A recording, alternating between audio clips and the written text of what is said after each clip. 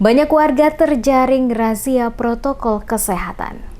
Puluhan warga dan kendaraan terjaring razia saat petugas gabungan dari tim gugus tugas percepatan penanggulangan COVID-19 Kota Ambon melaksanakan razia protokol kesehatan Inpres nomor 6 dan Peraturan Wali Kota atau Perwali nomor 25 di Jalan Rijali, Kelurahan Karangpanjang, Kecamatan Sirimau, Kota Ambon. Pantauan tim Demes Media Group di Jalan Rijali tempat digelarnya razia pada Rabu 16 September 2020.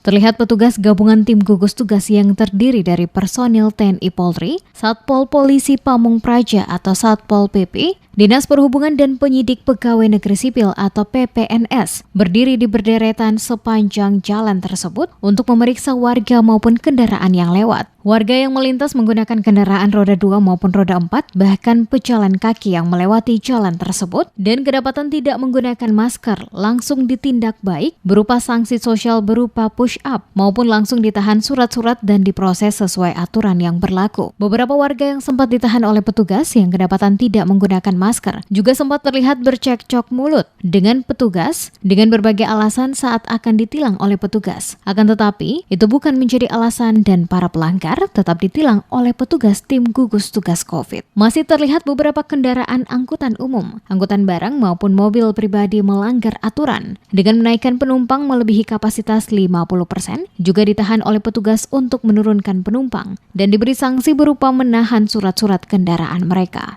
Hampir 1 jam melaksanakan razia di Jalan Rijali belakang Soya, petugas menemukan sekitar 100 lebih pelanggaran yang dilakukan baik itu warga yang tidak menggunakan masker saat mengendara maupun untuk kendaraan yang memuat penumpang melebihi jumlah yang ditentukan dalam Perwali nomor 25 tahun 2020 yang dikeluarkan oleh pemerintah Kota Ambon.